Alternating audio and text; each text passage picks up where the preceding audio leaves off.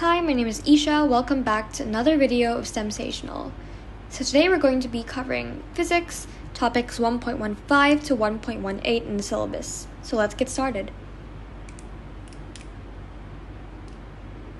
So, the first topic is calculate the resultant force of forces that act along a line. So, here's the line, and here is a block being pulled to the right with a force of 2 plus 1 newtons. So, baby math, right? 2 plus 1 is 3 newtons. And it's 5 newtons towards the left. So, 5 subtracted by 3 is 2 newtons. So, the answer is 2 newtons towards the left. So, we've already covered resultant forces in the last video, so this should be simple. Okay, so the next point is know that friction is a force that opposes motion. So when you throw a ball and you just leave it to roll, eventually it stops. Have you ever wondered why that is?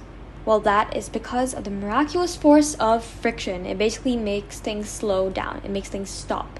So it opposes motion. So because of the contact with the ground over here, it generates some kind of heat or thermal energy, which makes the ball slow down, and that force is friction. So you might think, friction, it's horrible, it's useless. I'd be able to run as fast, and the ball would continue rolling if friction didn't exist, right? Well, friction actually saves us all. So let's say you're in a car and you're driving down a really icy road, and you see a very cute bunny over here.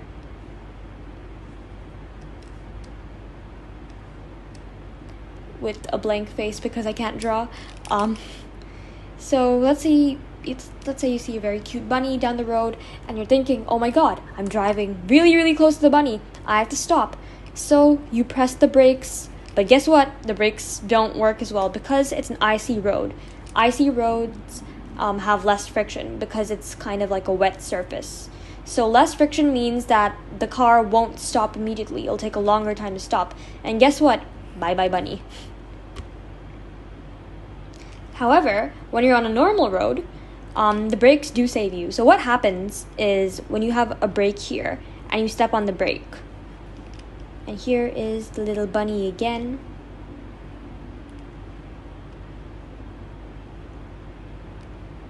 Wow, okay. That does not look like a bunny at all. That looks horrifying. But this thing is here, and you want to stop the car. So what you do is you press the brakes, and this generates friction because the wheels of the car are interacting with the road. So this generates heat. So this heat over here stops the car from moving. It's called thermal energy, in other words. So this is the work of friction. It saves you, it saves the bunny, it saves everyone. Without it, we'd all be dead.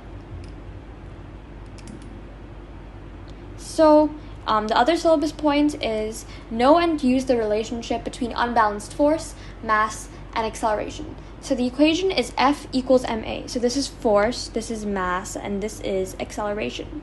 So one thing to keep in mind is that this is not the total force. This is the unbalanced force. So basically the resultant force. So when you have this equation, just keep that in mind. This is only resultant force. It's not the total force. It's not the force in one particular direction. It is the resultant force. So if the forces are balanced, that means that F equals 0 because the resultant force would be 0. A very important thing to keep in mind here are the units. You have to do the conversions correctly. So force is measured in newtons. This is in newtons. Mass is measured in kilograms. And acceleration is measured in meters per second squared. These are the main SI units. So just when you're given a question in grams, let's say, all you have to do is divide it by 1,000 to convert it into kilograms. Otherwise, you'll be tricked and you'll get the answer wrong. So if you want, you can arrange this into a little triangle over here. It always helps to have this as a visual aid. So you put F over here, you put M over here, and then you put A over here, and there you have it, your little triangle. Next, another equation that's in the syllabus is know and use the relationship between weight, mass, and gravitational field strength. So, otherwise known as W equals mg. So W represents the weight, M represents the mass, and G represents the gravitational field strength. So what this is basically, weight is a force, right? And this can be calculated using mass. G is a constant depending on which planet you're in. It's the gravitational field strength. So on Earth, it's about 10 newtons, or if the question prefers, it'll say 9.81 newtons, which that's more accurate. So depending on the question that you're asked in the exam, you can either use 10 newtons or 9.81 newtons as G, assuming that you are on Earth. So the question will specify that. Don't worry about that. So let's say that a question is asking you a block has a mass of 50 kilograms. Very, very heavy block. And what we have to do is we have to calculate the weight. So the question will say, assume that G is equal to 10. Actually, you got the units wrong over there. G is actually equal to newtons per kilogram. We'll discuss that in the units later on. So let's say that the question is telling you to assume that G is 10 newtons per kilogram. What you have to do is simply multiply 50, which is the mass, by G, which is 10. And there you have it. The weight is equal to 500 newtons. So as I said before, here are the units.